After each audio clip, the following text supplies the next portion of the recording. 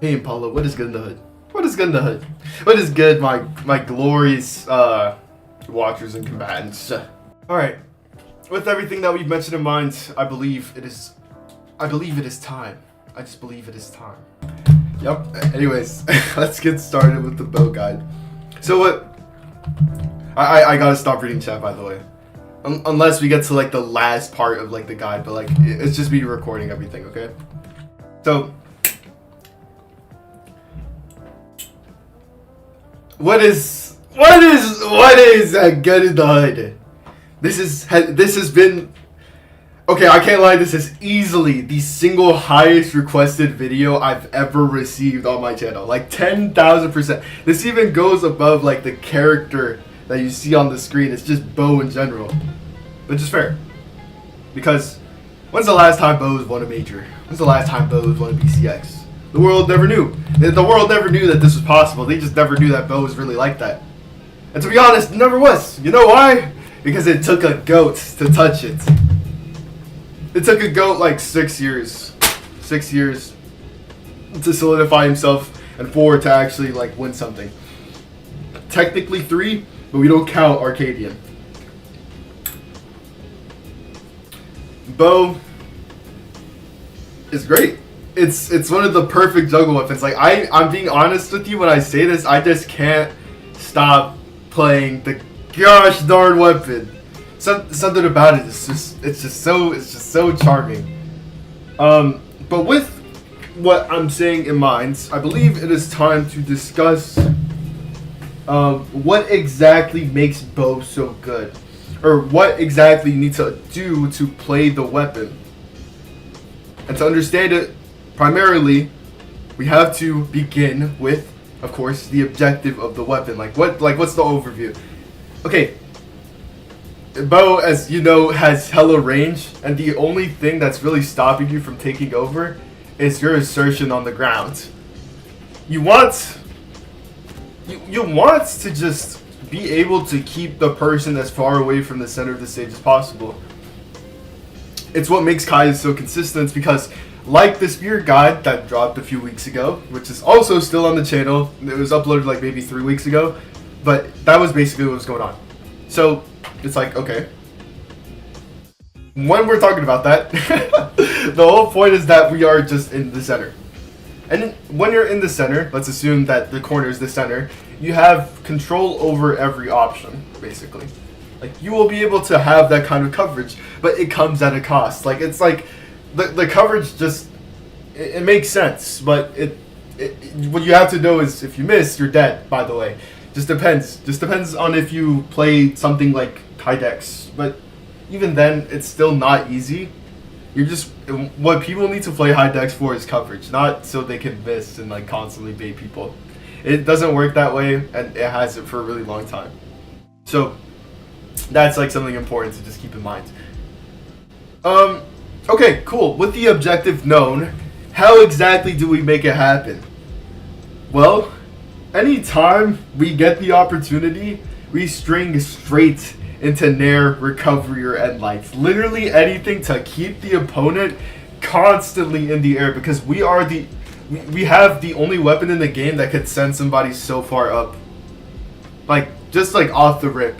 You know what I mean? It takes people a few more hits to actually get to this, but we as bow players constantly keep the opponent away.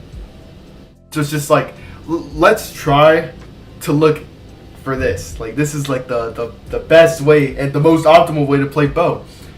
Because when you string into nair, you can string into it again. If they go to the side, you could always go for recovery. If they go to the side but you're still grounded, you go for end lights, and that end light goes straight into recovery or nair if you're fast enough. So with what I've just shown you, that's what we want to kind of just get the gist of. Like, that's the objective of the weapon. You have to keep them in the air. So how do we do that? Well, for starters, let's talk about neutral break. Again, another lesson on my coaching page. So when we're going for a neutral break, if you're new to this if you're new to the Impala YouTube channel A neutral break is just like the first hit that you're going for, like when both players are just kind of sitting around and they're waiting for that first hit that'll put them in advantage state or in stun advantage. Just literally anything that gives them more stun than usual and actually allows their flowchart to really expand, bro. So, okay. How do we do that? Well, let's remember that when you're playing bow, you have so much grounded influence, it's ridiculous. And if you don't have that grounded influence, you earn it so fast. Just because of D-Light alone. So let's consider D-Light as one of your main condition tools.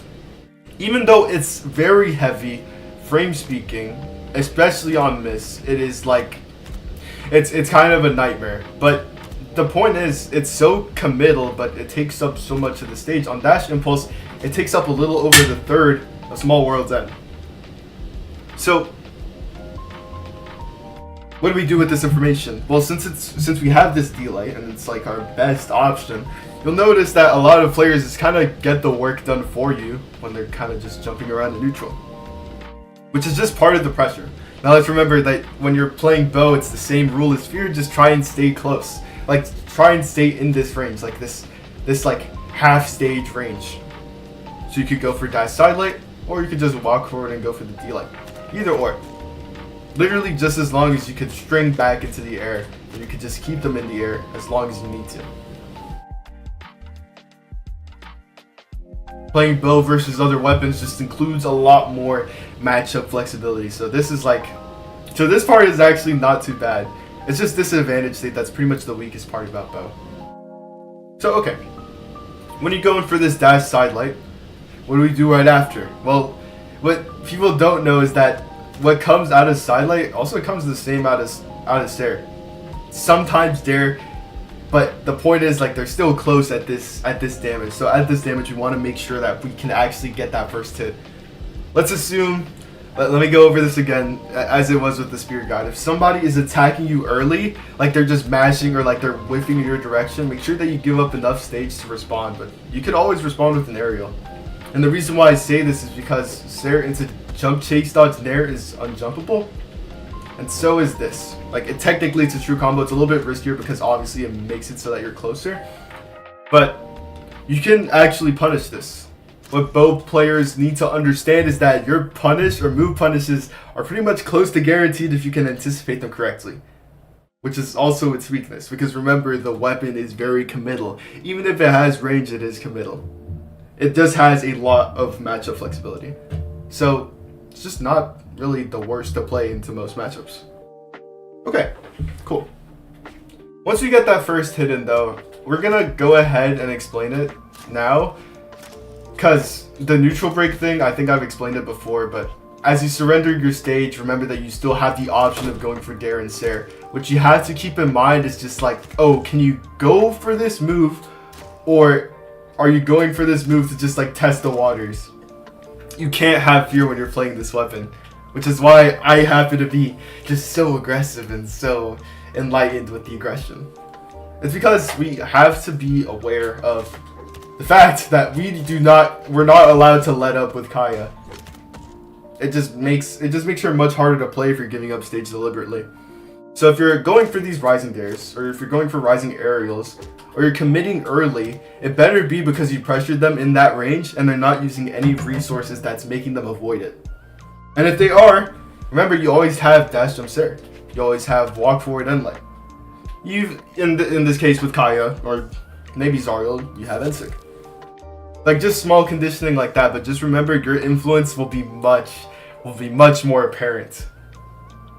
Like, you will feel the influence of the character, or more better said, the opponent.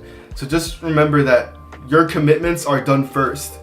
You have to go to the player. So it's the same thing with Spear. Okay, if you attack them early with a side light, and you got close enough, remember that this is low-key kind of more rewarding than the D-lights, because at least to me, like, it's like, this side light alone just puts them pretty far away. And you gain a lot of stage in that regard too. It just depends. Because in this case, the opponent could either be waiting for that side light by attacking early, and you could always just condition them after the fact with D-light nair. D-light end lights. Just as long as it's like, Just as long as it keeps them in the air. Just the best way to say it. And D-light and light is the most universal one. So if you're losing your consistency, just a small tip, at least during my rank, I used to go for D-light and light all the time. Just to check them, see if they'll go for like a dodge or something.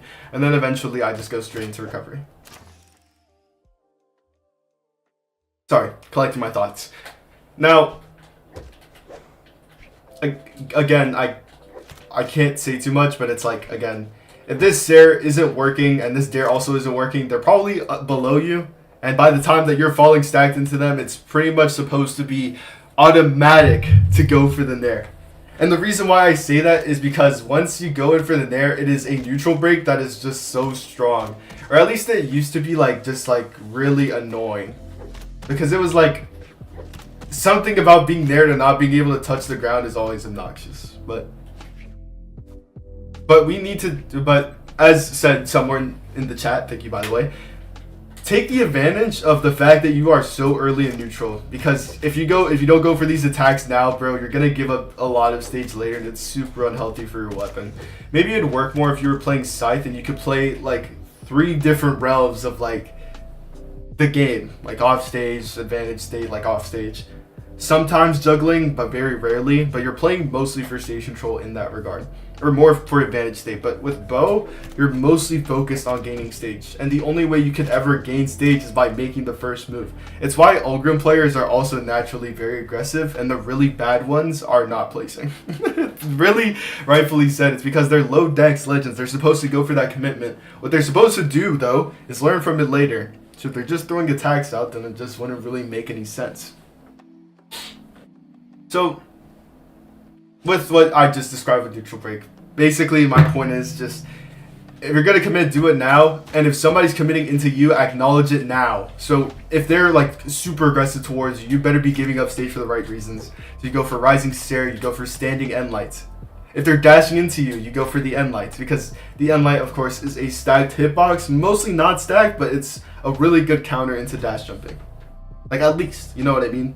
Like, just like anything to just wall them out and just really be sure that the commitment that you're going for is the right one, because all of the angles are definitive. It's just a matter of if you chose the right one or not.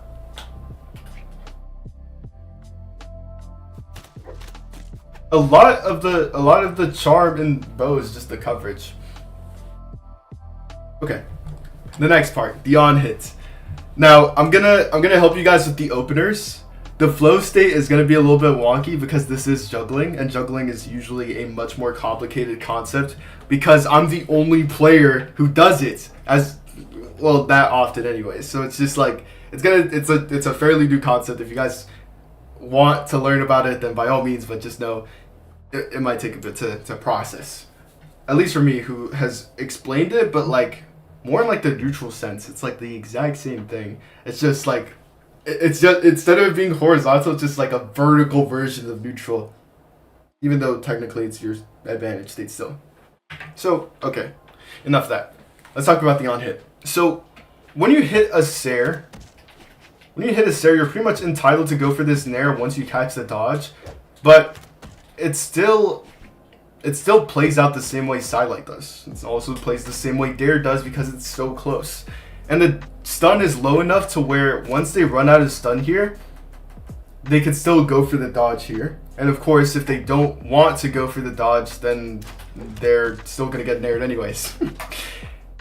If they go for this Sidelight, or if I somehow miss the Sidelight, or I just want to go in for this string instead, it's still unjumpable. So point is, like, it leads to a nair in the first place. You want to force that interaction. You want to make it so that they feel like they're provoked to pretty much use their resource correctly. In this case, it would be a dodge. Just trying to avoid being predictable, per se.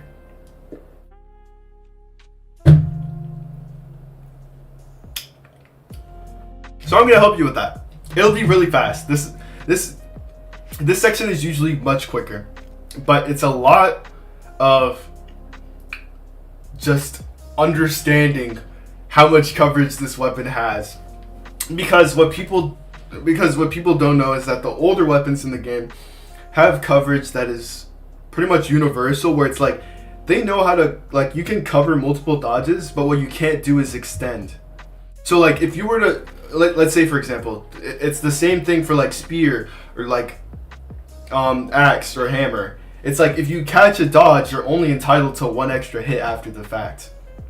So let's say I catch a dodge with bow, it's side-light, D-light, nair. If I catch the dodge, it's just maybe it hits.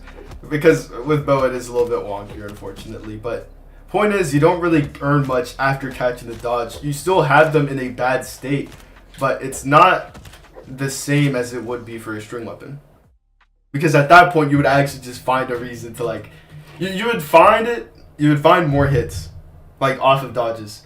So what we want to learn is coverage. We want to learn to simplify that so we could have like perfect advantage state, because our dodges or our dodge reading is just not as strong. So we want to learn to generalize that, just as we have with the spear guide. Again, you know, over somewhere in the description. So let me go over this real fast. Sidelight.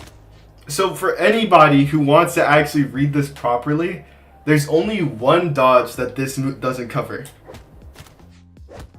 It just doesn't cover, or sorry, sidelight, walk forward, and light. This doesn't cover spot, unfortunately. But it's fine because, of course, if you tap it and catch it properly, you'll be able to put them in a disadvantage state that's actually pretty weak. It's just a matter of if you have the faith for it. But sidelight, walk forward, end light has been my savior. And it's literally just sidelight, walk forward, end light. Okay, it covers all up dodges and it covers all aggressive dodges. Up in dodges, down dodge, technically, if they happen to be aggressive after the fact. Then it just helps. You know? Like, it's like your starting damage. Walk forward, end light. Whoa! I swear I'm telling you the truth, guys. But literally just sidelight, walk forward, end light. Sidelight, walk forward, end light. Sorry, fellas. I'm not too locked in. I just want to explain this more than I want to like show it, but it's like, just believe me on this one. Down left. Of course, still works. Up in, walk forward, end light still works. And remember that this all could lead into either a recovery or nair. Sometimes a stair if it's close enough. Just make sure you can gauge it later, which I'll obviously explain like later. Now for away dodges, it's a little bit complicated. If you ever see me play against Guichabao, sometimes this gets a little bit complicated because somehow he learned defense to like an extreme. Sidelight, dash jump, like it covers every away dodge. It covers down away, it covers up away. It literally covers everything defensive. Now obviously, if it's not obvious, it is very, very committal. I'll say that much. Like that's what we want though. It's like it is a high risk like situation, but if you catch it, let's still remember how much you earn from this. And after you get this stair, remember they're low on a dodge. They could either get rising dared here, they could get end lighted, they could get side lighted into another nair. That's just what we want. Like we want to be able to just make it so that they are completely obstructed of every option.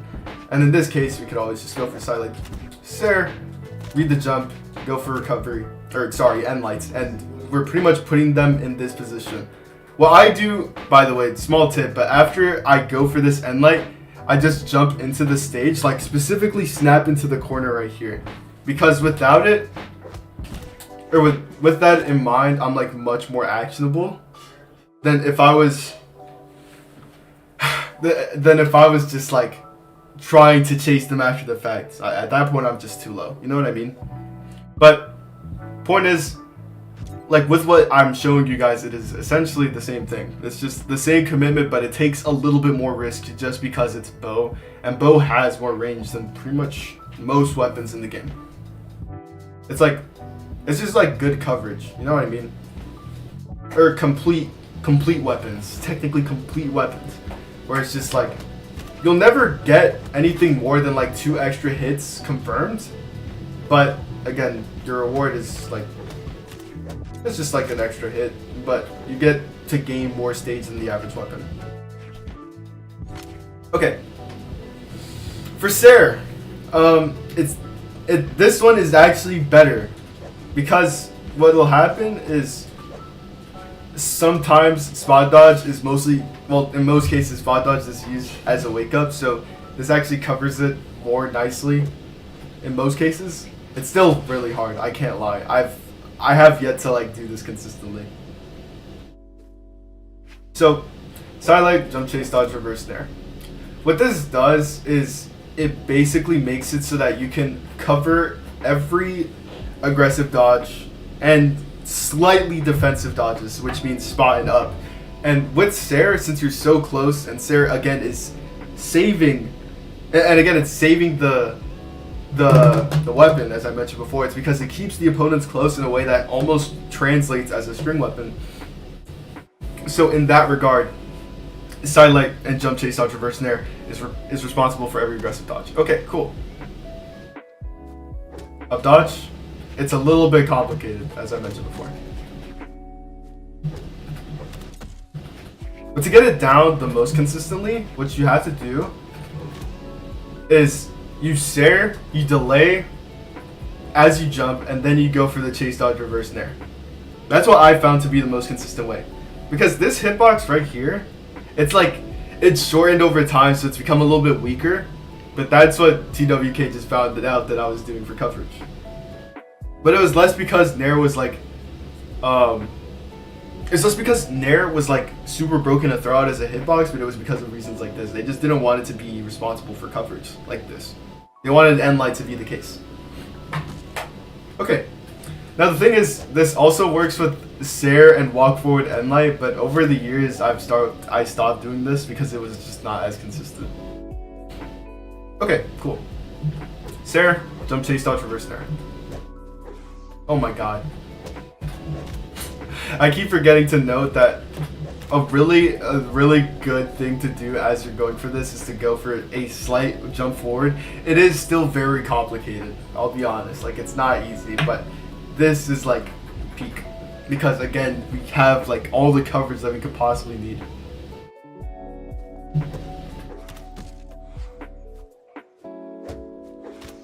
Cool.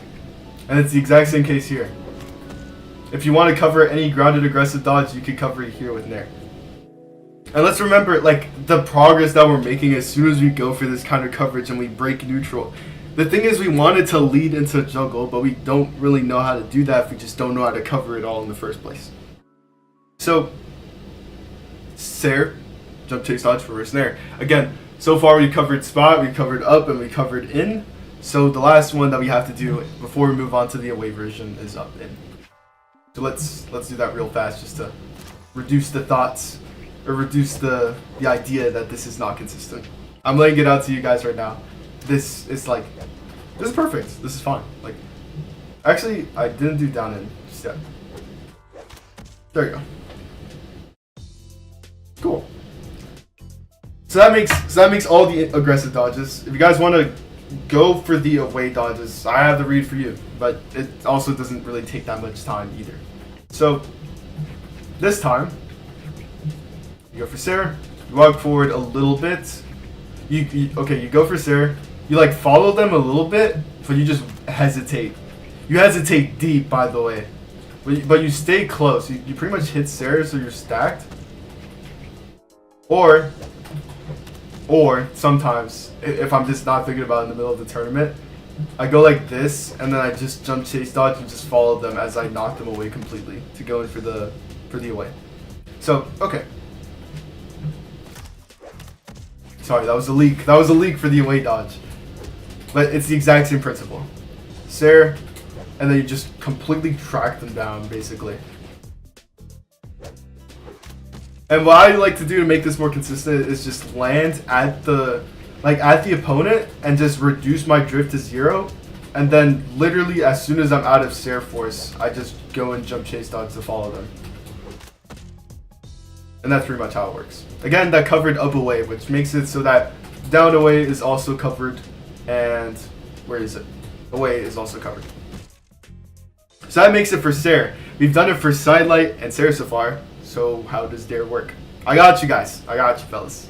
So rising Dare is a little bit weird because it's always very committal. So like, it's just a matter of if you're ready for it. But there's two versions to this, which makes it the hardest one. But even though it's the most commonly used aerial for any aggressive engagement, which I'll just walk you guys through, but I'll try to generalize it so that we don't take up too much time. Correct? So, rising dare, what I like to do is it's the exact same thing, but sometimes it gets really wonky really fast.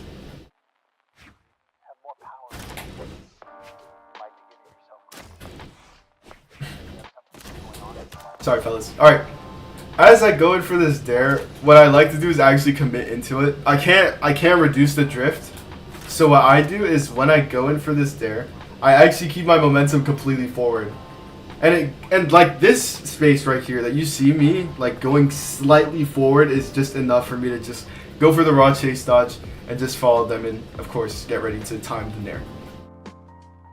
Okay, cool. And again, that's for every aggressive dodge. But just remember that when you're going for dare in specific, you have to drift forward. Like there's just no choice this time. Okay, and let's say that you want to do this for upright. It's the exact same principle. If anything, it's the easiest to cover, which is crazy. Sorry, I didn't do it there. Down away is kind of complicated. I'll be honest. Now, if you go for this grounded version like this, it's the exact same way that you would with stare, where you go for jump, chase, dodge, nair. And the reason why is because, of course, you're in a position where you set yourself on the ground. And let's remember that dare like keeps you on the ground. Like if you went for rising dare or falling dare, specifically falling dare, you're dead. Like you're not allowed to go into the chase dodge. But if you go for rising dare, then it's a little bit more consistent. But in this case, if you go for splash dare, then that means you're completely committed to the ground. So you have to use the jump there to pretty much cover the away dodges. Like just like anything defensive at all. Wow. The replay did me so grimy, but it's the exact same thing.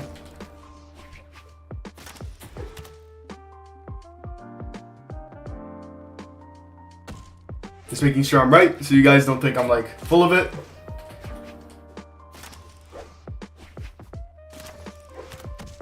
Here we go. The timing is still a little bit weird, but it just takes a little bit of practice because I find it hard sometimes. I can't I'll be honest. It's not easy, but it's like it's the only way to really understand the weapon because nair is especially important to just connect into the juggle right here.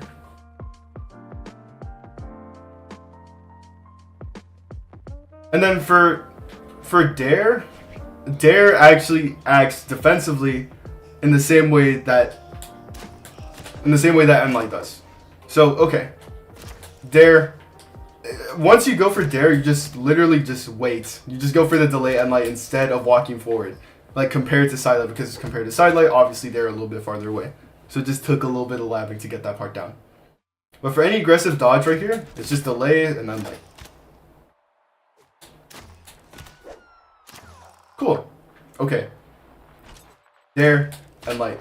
Because you're already in that position. It's pretty simple. It's literally cake. So what have we missed so far? Or what have we covered so far? This tech is so broken, they need a coverage on bow nair. I wish I could agree with you, bro, but I definitely need this. Because let's remember, the coverage that goes into nair, like it really is just a string that goes straight into nair. It's literally the exact same thing as axe or hammer, where it's like, you go in for the silent nair, you have to have that coverage so you could go straight into like ground pound or something. The whole ideology of the weapon is literally to have as much stage as possible. So in a way, it kind of needs it. So getting rid of it, not recommended. Especially if I want to, live in the meta. Please, it's my greatest weapon. It's my greatest creation, if you will. But that tech be broken. Trust me, it's not enough. It's not enough. Okay, moving on. Before I get political, let's talk about juggling real fast. So, What people don't know is that juggling works the same way juggling works the same way as it does with playing for stage. Yeah, it literally works the same way as having stage control. So it's especially important to know when you're being contested for it. And I think what sucks is that like the training mode won't really allow me to show you in a way that feels constructive, but I promise I'll try, you know? Like I'll try.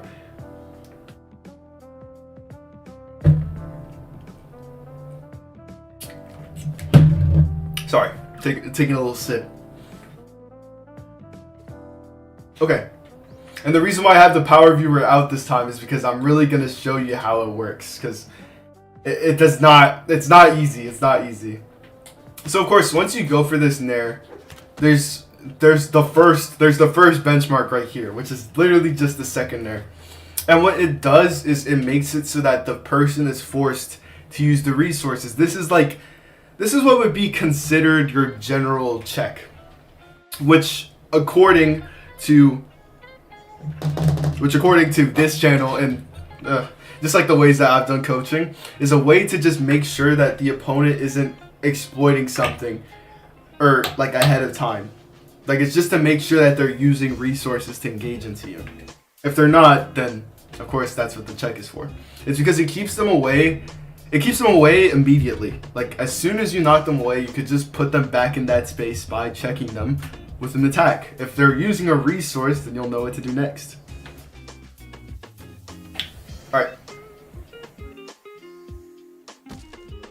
Once we're aware of this check, and of course once the opponent is also aware of this check, the opponent, what they'll do is I wonder how I could show this. Like that's the only problem here. So like when the Limfei gets like near here, they might jump here. And of course, as the Kaya player, it's pretty much your duty to just be aware of it if they use a resource like that. Because once they jump, like this check doesn't work anymore. Like once we're out of the check, we have to understand that we have other resources that we use to juggle. Which in this case could be a D-light, it could be an N-light. It could be a rising recovery. We just need to be aware to see if that nair is no longer working. Now what I found to be one of the most common cases at the start of when people are trying to avoid getting juggled is that they'll use nair for this resource, and the Limfei they just fast fall in this case like away from you. So of course I don't really have to explain it too much. It's just nair. Let's assume that the Limfei fast falls here, and then just go for end light. And it's the same thing technically for nair, but the thing is, if you wait too long, you can actually miss it. So if you're gonna go for this nair and they fast fall, just make sure you go for it again. Or if you're just not conscious of it and they're doing something or throwing something out, then you could always just go in for the end light. But in most cases, I would be going for the second nair here. What if they ground pound? Good question actually, because this is where the end light trope still works. If they go for ground pound here and you're that close, first of all, for you to get hit by it, you have to be demonically close. Like you have to be chasing them down for this juggle. So of course, with that in mind, if they're going for an early attack after you chase them down, just make sure that you make yourself present, because that's actually something that you want out of the opponent. Let's assume, right? Okay, cannon. More so guitars, because the hitbox is pretty fat. Okay, you go in for this juggle and they just respond with the single biggest hitbox in the entire game out of all of the ground pounds. Okay, cool. This is grounds for you to back up for the most part. You do not want to get hit by that. So when people attack early, it's pretty much the exact same principle as if somebody's using a dodge, except it's a little bit more immediate. So either you chase them and go for a second nair, or you just back up and go for the end light instead. It's a little bit weaker to go for the end light here, but at least you're hitting them with something that you know is actually... Sorry, I know that when you're hitting this end light, you're at least contesting them, knowing that they actually can't go away from you as they're bracing for the attack. And that's like most of the reason why people go for it anyways. If they're going for a ground pound after this, there's a lot of active frames that go before they throw out the hitbox. So you can either chase them, or you could get out the way and replace it with end light. Because you're not out of options here. What you're doing is you're just giving them space to where they are anticipating the nair, and instead you just go for end light here. So it's the exact, it's like the same thing as if you went for the nair and the limb fade went to the side. Instead of them doing that, they just do it for you, or you just do it for them. Sorry, like just backing up out of the way and of course replacing it with end light. So let me go ahead and show this real fast. So, okay, this guy just got nared, and then they just fast fall over to the side. Or, actually, what I find people doing is, when they're getting knocked away, they'll throw the weapon. Again, it's the exact same thing. Like, you give up this stage and you go for this end light right here because you're doing it for them. Because they're giving you a reason to not use nair or end light. But at that point, it's just giving up stage so you can do it. If you can anticipate that ground pound, it's an easy jump, fast fall, drift away, Sare. Tell you what, you anticipate that or you read that in a high level tournament, and I will applaud you. Because we're kind of looking for consistency here until it becomes predictable. Like, yes, you can always go for the Sare here, but at that point you're giving up the juggle, which is bad because it just doesn't suit the weapon. We're not here to play for stage, we're here to play to keep them in the air for as long as we possibly can. Does that make sense? Alright. Awesome. So, of course, going for the D-Light Nair is part of it. What happens, though, if you're on the ground and they're using a dodge? If they're delaying before they land? Let's remember that it's also about keeping close. Because without it, then they don't get to really do much. Which is why I also go in for the GC end line, just like as a little engagement every once in a while. It's just something to throw out. Something to constantly contest them with. So like, even though you're giving up a little bit of stage, it's still not impossible for you to cover it with something. Okay, cool. Sorry, I'm like conjuring up my thoughts because this is basically like a super raw guide. I've never made a really constructive one for every weapon or for certain weapons in the game. So I mean, shoot. After this goes on, sometimes we're like way past all of the aggressive options, and now the limb phase taking forever. Now instead of waiting for this end light, they're actually delaying us on purpose. Now they're using their options, but like intricately, to a point where it's almost low-key impossible to go for the end light here. What you're starting to notice though is that we're way past the part where we have to break neutral, but it's more so the part where they're doing it for us, but they're completely scared to go in for the engagement. What's happening here is that you have pretty much given them all of the fear in the world, and now they're burning a lot of options. Which is still bad. Which is still bad for them, but it's a bit more merciful in this regard because it's just not really our thing to transition into offstage with bow. It's not really gonna happen. But, okay. Let's say we've gotten to a point where the opponent is constantly giving up stage and we can't even end light them here. Like, end lighting them here is pretty much a disaster. It just can't happen. Okay. This is where I come in. Because it took, guys, I'm telling you now, it took me literal, like, months to figure out why players were so evasive into me. But it's because we're way past like a certain level of stage control. Now it's like they just want you to miss. But the average player is looking for that because they know that any grounded whiff just goes straight into a guaranteed move punish. Especially on Kaya. So what do we do? Well, okay. The player is constantly in the air. If you're playing bow, a really important thing to consider is that once end light is gone, this is the beauty of bow, by the way, it's that you are in a position where you could just easily replace this. And the entirety of the entirety of the time you're playing bow, you're just transitioning into longer range attacks, the more of stage that they give up. So, okay, what's the point? And lights, you see the hitbox over there? It doesn't cover the same way Rising Recovery does. It's only barely like slightly higher, but in Brawlhalla terms, this is more than enough. Because they're waiting for the end lights, they're not anticipating a recovery here.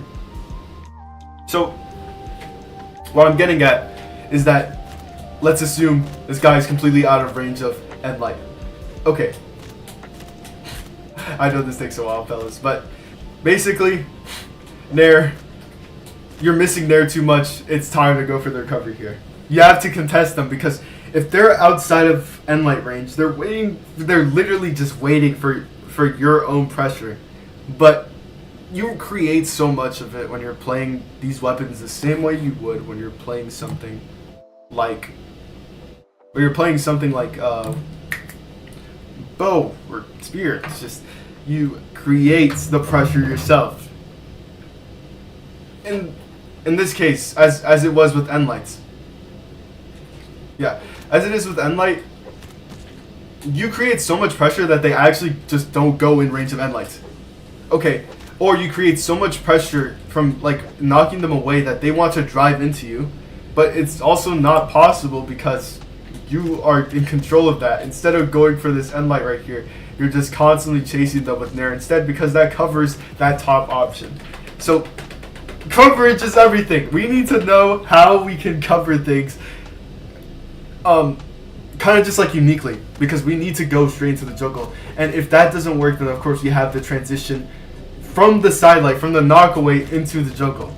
It all just leads into one specific thing, which is why I'm so used to it, to be fair. So let me structure this real fast. Let me get into like the gist of like the really important part about bow. It's just coverage. Okay. If you're not going for the side light, make sure you go for the D light. If they are still in a range where they're not getting hit by it, of course it's grounds for Rising Sarah. If they are anticipating this and they're way too close, it's grounds for Dare. If you're in the air and they are dramatically close, then of course contest them. Just as long as it leads into something, bro. Like, it's just part of the golden rule on bow that I've been emphasizing for the entirety of this guide. That's just what I want to emphasize. So after this Sair, if this Sair isn't working and you're also getting stuffed out when you're trying to punish it, first of all, it means you're late, which means that you actually have to go for something a little bit more committal to reach it. So in this case, just go for Rising Dare. It's just better that way. And, okay. If end light's not working, as I mentioned before, Rising Dare is just that part. Like, if I were to show you guys, like, the repeating, like, if I were to show you guys, like, the hitboxes, hang on. Yeah, if I were to show you the hitboxes right here, notice, it's stacked. It's stacked, it goes mostly to the top left angle. But if I were to go for this, of course, it goes a little bit further behind, but it doesn't go to the 45-degree angle, but it kind of does if you can weed in this hitbox. The point is we have more than enough to work with to get this coverage like going. What I'm explaining right now though is that, good question by the way, they asked if it's good to wait for options to burn out and try and punish the landing. Yes, but what I'm explaining right now is just how to make it so that they're doing exactly that.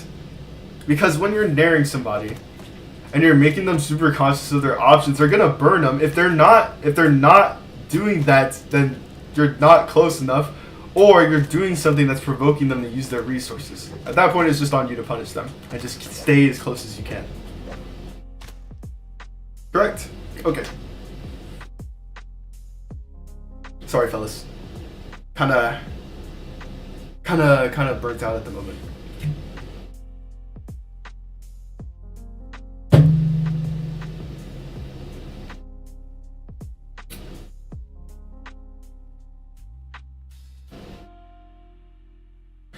That makes it for juggling. That literally makes it for juggling and the entirety of bow. At that point, it's just like, we could talk about characters, but I feel like you guys kind of know everything just from what you've seen on me, or from what you've seen me do.